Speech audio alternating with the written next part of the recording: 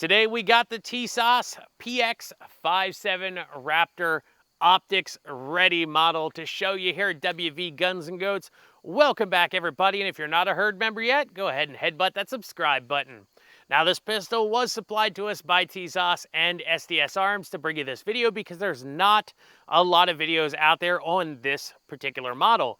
There's a lot of videos out there on the older models, but not this new one.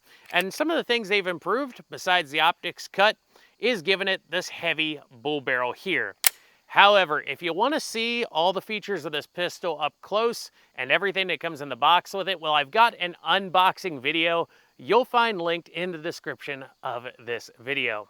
So let's talk about 5.7 by 28 and the pistols just a little bit here before we get into what we're going to do in our video tonight. Now, I remember years and years ago when 5.7 by 28 first came out, you only had the 5.7 pistol and you only had the PS90.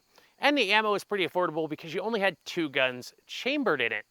And then political stuff happened and the price started to get higher and higher. And at one point, I think 5.7 by 28 was around $1 a round and people were memeing on the price of the round. However, it's not like it used to be. The ammo is very affordable now. You can get it for under 40 cents a round.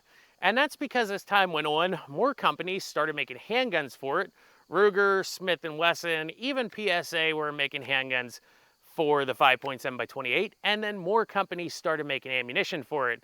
Fiocchi, Hornady, American Eagle, I think always made it. FN had always made it. But you just had a bunch of different companies making ammo for it. I think even PSA in their AAC brand makes ammo for it. So that's helped the price of 5.7 ammo come down over the years, and more guns in it just gives you more variety of what you want to shoot it out of. And this is one of those budget options. I'll put the MSRP of this pistol on the screen so you can check it out. So in this video, we're going to try this gun out and see if it's a good budget 5.7 option. Now I have put about 150 rounds through this gun without a single malfunction. Not all those were on camera. In fact, I really only have footage from when I was shooting this against some milk jugs. That's right, I brought the milk jugs full of water back to see what the high velocity rounds out of the 5.7 by 28 does to them, and I had a little bit more hair than I do right now in that footage. We're going to be shooting this for accuracy as well. I figured we'd start with a red dot on it since it is a red dot ready handgun, and we're going to try 4 different types of 5.7 by 28 ammo out of this gun on the target, see what kind of accuracy it gives us.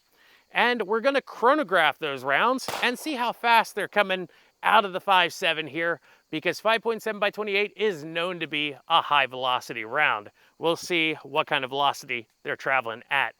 And then we've got a really cool target. I've got a big beef femur to shoot. That's a really big bone.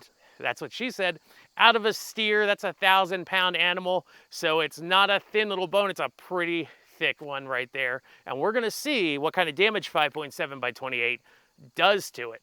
Because a lot of people still think that 5.7 is just a center fire 22 Magnum, like it's an underpowered round or something. We'll see what kind of damage it can cause. And that's what's in store for you tonight in this WV Guns and Goats video.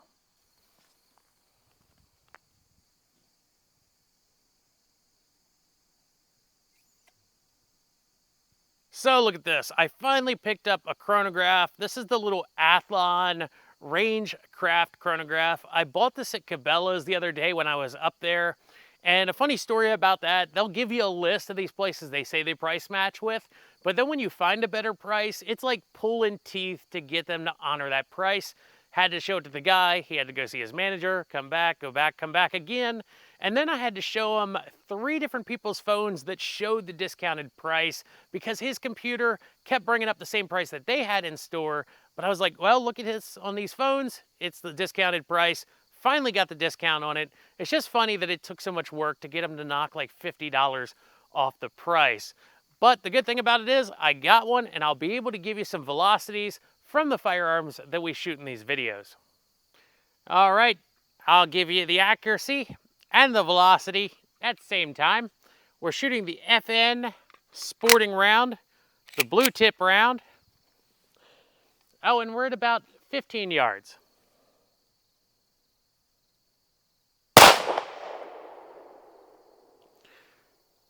1663.4.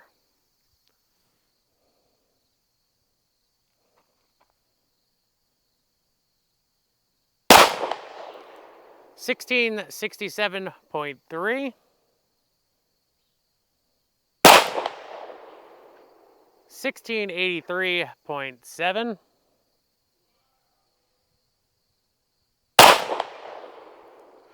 1683.7. 1706.4. Now we're going to use the Fiocchi High Performance. I'm not sure what they claim the FPS is on these rounds. We'll see what it gives us.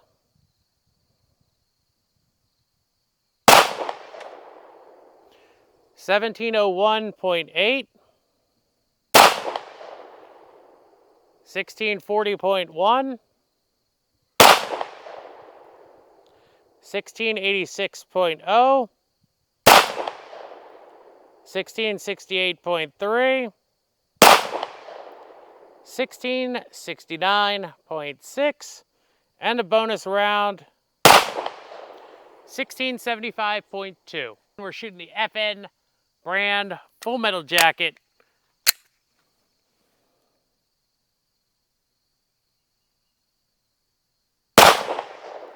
$1684.4, $1690.3, $1699.1, $1663.4, and $1684.1. Unfortunately, on this little red dot here, it tries to auto adjust for the brightness levels. I wish I could adjust it, but it's just one that I had laying around. All right, I put a brand new target up. The other one was getting covered with those stickers there. We've got Fiocchi Subsonic. This is a 62 grain bullet. We'll see if it stays subsonic out of the PX-5.7.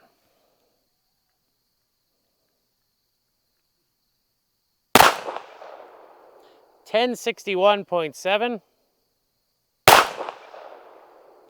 $1050.2, $1019.7, $1019.0, $1010.2. And here's two better groups I was able to shoot, showing you the PX-5.7 is capable of good accuracy. Now I realize I haven't shot one of these guys in a while, the milk jug full of water, and 5.7 by 28 being a high velocity round does really impressive things to these milk jugs. Fiocchi Full Metal Jacket. Here's that Full Metal Jacket damage. FN Blue Tip. Oh, absolutely no water left in there. Look at how that tore that milk jug apart. I'm really interested to see how this round does. This is the High Performance Fiocchi. Ooh. So it tore that milk jug apart there. Just massive damage with those ballistic tip 5.7 rounds. All right, now let's see how the subsonic does on the milk jug.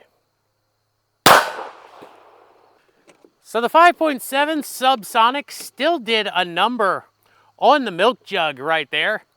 Not as impressive as the ballistic tip was, but it's a heavier subsonic round. I think it did pretty well there. We got the beef femur down range, got a round of Fiocchi High Performance tipped defensive ammo in here. Let's see what it does.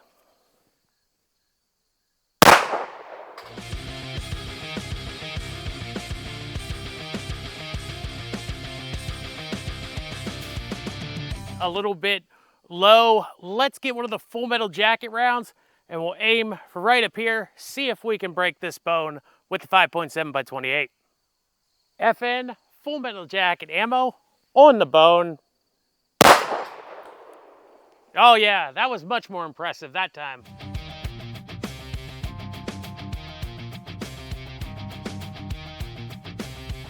Now I noticed it kind of stinks downrange. It actually smelled a little bit like burning hair when I first went to get this.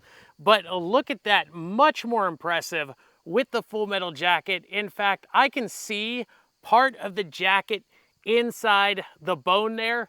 Let's shoot it again, see if we can break this in two. All right, we're gonna try the skinnier part of the bone with the high performance ballistic tip bullet. We already shot it with the full metal jacket. Let's see how this does. Ooh.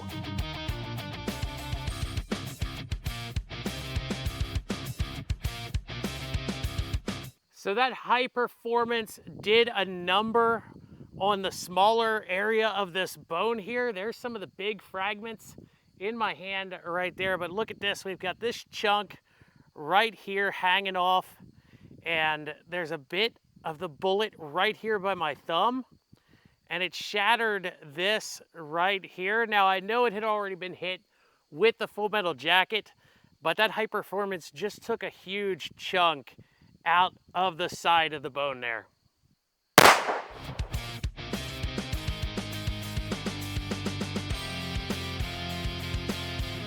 Look at that, it looks like I shot a hole right clean through it, but if we rotate the bone here, you can see there's really not much left on the backside there.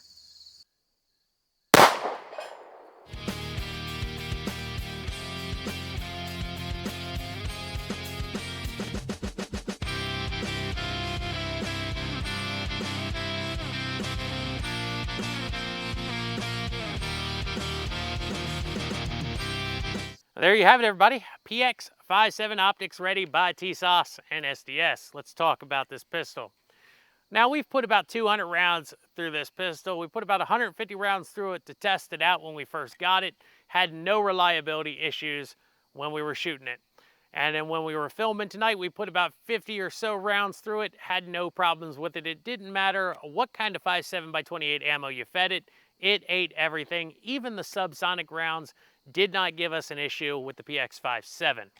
When it comes to capacity, the capacity on this pistol is on par with the original FN-5.7 at 20 rounds. Now, some of the other 5.7 pistols on the market do have a slightly higher capacity to them, so that's something you just have to think about when you're comparing pistols there. When it came to the accuracy, it was acceptable for home defense, self-defense, or range use. However, the biggest hindrance to accuracy tonight was this cheap red dot, and it just was not adjusting the brightness on it, even though it's supposed to. For the lighting conditions, it was just too bright, the dot was just too large, and it was messing with our accuracy. However, we were still able to get acceptable groups out of it. If you are going to use 5.7x28 for self-defense or home defense, just keep in mind it has a lot of flash to it. It has a lot of report to it. It's a very, very loud cartridge because of its velocity. And you saw those velocity numbers on the Athlon there. We had a few hiccups. It's the very first time we've had it out to the range since we bought it, and getting the positioning just took us a little bit of playing with.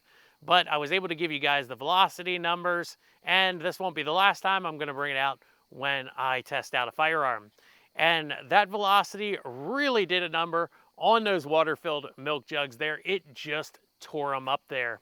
And speaking of tearing things up, you saw what it did to that beef femur, that big thick bone that was the target tonight. Well, it just tore chunks out of the bone. It splintered it. There was a time when it shot straight through it because there wasn't enough mass to make the bullet disrupt and do its thing. But when there was enough mass there, you saw the damage that it did to that beef femur. And speaking of damage when it comes to 5.7x28, do you still think that it's an overpriced centerfire 22 Magnum? Do you like 5.7x28? Do you shoot it a bunch? Let me know down in the comments section below your thoughts on that caliber. And if you've made it this far to the end of the video, I really appreciate you watching. This has been another WV Guns and Goats video, everybody. And as always, if you're not out there having fun shooting, well, what are you doing?